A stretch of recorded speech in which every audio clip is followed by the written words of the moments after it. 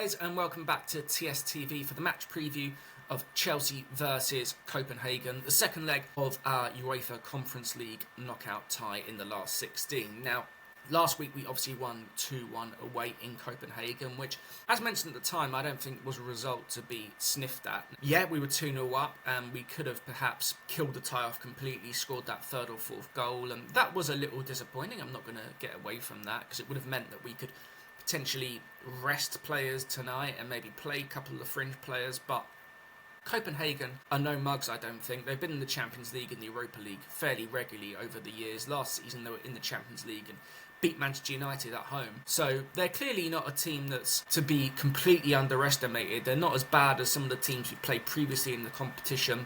And I actually think they're a lot stronger than the teams that we could potentially face if we get through this tie. So they're not to be underestimated, and they're not to be underestimated tonight specifically, because we've seen it before in Europe, haven't we, that a team can go in with a relatively comfy lead. And I mean, obviously the scoreline isn't comfy, but we should still go through in the tie. But you can just underestimate the opposition. You can turn up, think it's a done deal, not put 100% in, go through the motions, and then a team can come back into it. I remember a tie a few years ago.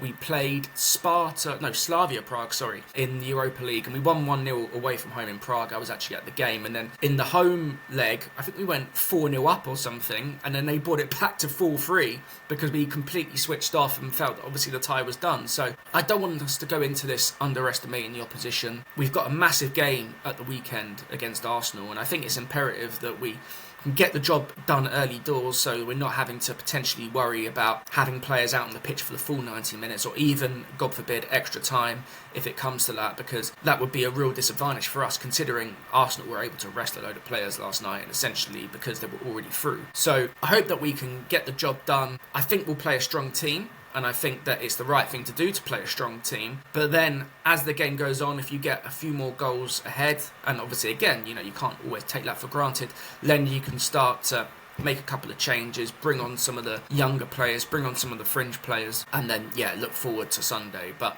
I think it will be a tricky game. I still am very confident that we'll go through, and we should go through, right? We're the better side.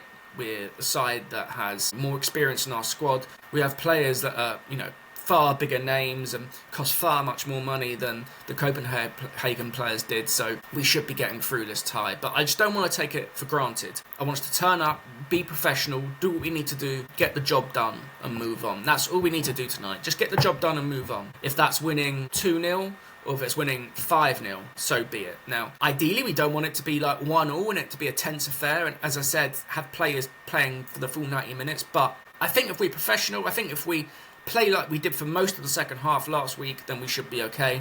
Obviously, we're at home as well, so they're not going to have the added bonus of the kind of crowd which they did last week, and they were very, very vociferous, and they were very, very loud in backing their team, and they'll bring a large contingent tonight, I'm sure, but it won't quite be the same. So let me get into my predicted lineup, and it's an interesting one because I think, as mentioned, Maresca has made a few changes in the Conference League squad before. Now, last week it was a bit of a mix of the first team regulars and the Conference League side, which is completely different to how it was in the group stage, where essentially it was always a completely different 11. But I think, again, it will be more of a mix, but I do expect us to go pretty strong here, and as I said, get the job done, and then we can look to rest and rotate maybe in the second half. In goal, it's a really tough one because I don't know what's going on with the goalkeeper situation anymore.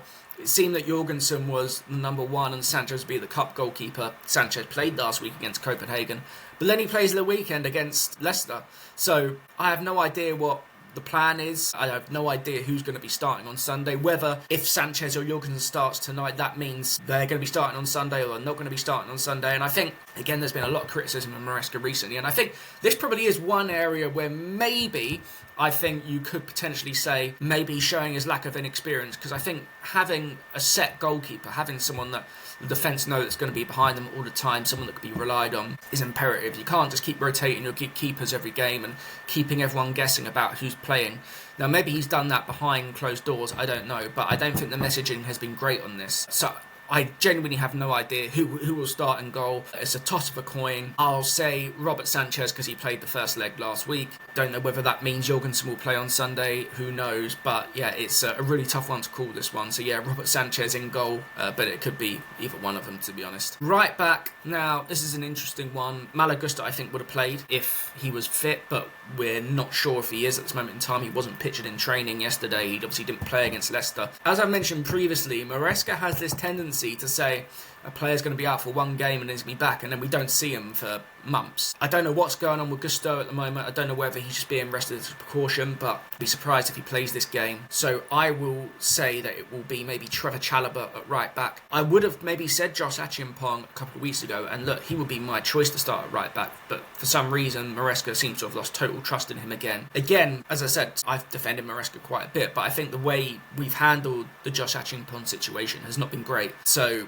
I'd be surprised if he started this game. He may well come on, but I think it may well be Trevor Chalobah at right back. At centre back, it will be Tosin and Levi Colwill, and for the reason being that Wesley Fofana isn't in the Conference League squad, and rightly so, he should be given a rest anyway. He played really well when he came back in against Leicester, and we want him for that Arsenal game. So it will be Colwill and Tosin at centre back. At left back, again, it will be Marc Cucurella. We have absolutely no other options there, and he is someone that has been able to be stood up and counted for us this season. So I would expect him at left back. Very, very simple. In midfield now, obviously last week, Maresca started with Caicedo in midfield and had Reece James next to him, and then switched Caicedo and Enzo over in the second half. Now, I'd be tempted to go with Enzo and Caicedo in this game. As mentioned earlier in the video, I just think we need to get the job done. And if we can go, say, 2-0 up before half-time, then you can look to start to rotate.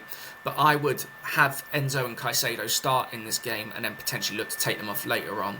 I think just get the job done in this situation. We need our strongest midfield, and you could make a case for having Reece in there, but he has been ill recently, and I would much rather have Reece in the starting lineup for Arsenal at the weekend. I think he would definitely be needed in that game, so I don't think we should risk Reece. I think we should have him on the bench, but I would start with Enzo and Caicedo and try and get the game won, and then look to take them off later on. On the left-hand side, I will go with Jadon Sancho. He showed a few more bright sparks against Leicester. Obviously, he won the penalty and made a couple of nice runs in the first half. He did a lot in the second, and he seems to be having a little bit of a tough time right now.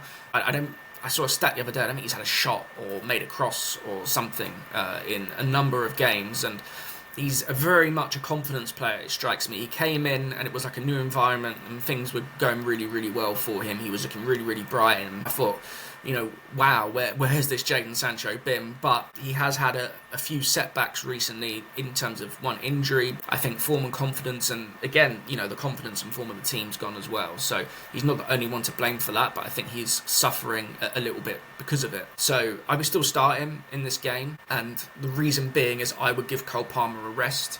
Now, again, if we need him, then use him. And even though I've said play our strongest team, Cole was ill at the weekend against Leicester. Now, obviously, he missed the penalty, and it came out after the game that he'd had diarrhea or whatever, and clearly wasn't himself. I don't think he trained earlier in the week. So let's get him fit for Arsenal. If we need him, have him on the bench, and I'm sure he will be on the bench anyway. But if we don't need him in this game, and look, it's not like Cole's been, saving us every week for the last couple of weeks. We need him to get back up to speed and be at full throttle for Sunday. Only have him there if we need him. I think, again, it might be good for him to have a little bit of a break as well. So, yeah, I would have Cole on the bench, and that means that Christopher Nkunku will play in the number 10 space. Now, he's not had many opportunities to play in that position because of, that's where Cole plays. He's played out on the left where he did a little bit better, but still not great. And obviously he's played up front, and I don't want to ever see that again because he's been absolutely hopeless when he's played up front. So I think this will be a good time to give him a game in that number 10 space. He's obviously done well in the Conference League so far, so I would have him in that number 10 slot. And again, if we need Cole Palmer and if we're losing the game, then bring him on, but hopefully it's a night where we don't need him. Then on the right, I would have Tyreek George. Now, I think Tyreek deserves to be started in the Premier League, to be very, very honest with you. He's been absolutely superb when he's come on recently. He was great last week, I thought, particularly in the second half against Copenhagen. I thought it was really bright when he came on against Leicester as well. And I think he's almost a certainty to start in this game. So Tyreek George on the right. And up front, and I would go with Pedro Neto. Now, I know Shimueka started last week, and I think, again, this is another situation where I have him on the bench, and if we get a few goals up bring him on. But it was obviously a real tough baptism of fire for him last week. Shim couldn't really get into the game, and that wasn't his fault because the team were really, really poor in the first half. But I just think, as I mentioned earlier in this game, just try and get the game won. Pedro Neto has really been firing on all cylinders recently. Not necessarily always with goals and assists, but performances, his work rate, the way he harries opponents, the way he's been holding the ball up, the way he's prepared to run in behind. And I think, again, start him in this game. He didn't play a minute last week against Copenhagen, so he should still be a little bit fresh to go into Sunday. Again, as mentioned, if the game's won, take him off and bring Shim Waker on. But I think we should go as strong as we possibly can. Maybe look to give Reece and Cole a rest as they've been ill recently. But I think that team should be more than strong enough to win the game, get the job done, and then we can look forward to Sunday and then look forward to the quarterfinals in the Conference League. Now, in terms of prediction, I got it bang on last week. I said 2-1. Hopefully that will be the case this time as well. I am going to go for Chelsea to win 3-1. Now, I think it could be one of those games where maybe it gets to like 1-1 at some point and it is a little bit tense, but I think the extra quality we have will eventually get us over the line. I think it will be relatively comfortable overall. I don't see it getting to extra time or Copenhagen winning. I might be wrong. As I said, there are no mugs, but I think we should still be too strong. Yeah, guys, that's my predicted lineup. That's my prediction for the game tonight, 3-1. Hopefully Chelsea can get over the line, get the job done, and yeah, hopefully it's good preparation for Sunday against Arsenal as well. I'll see you for the match review, and yeah, take care, guys.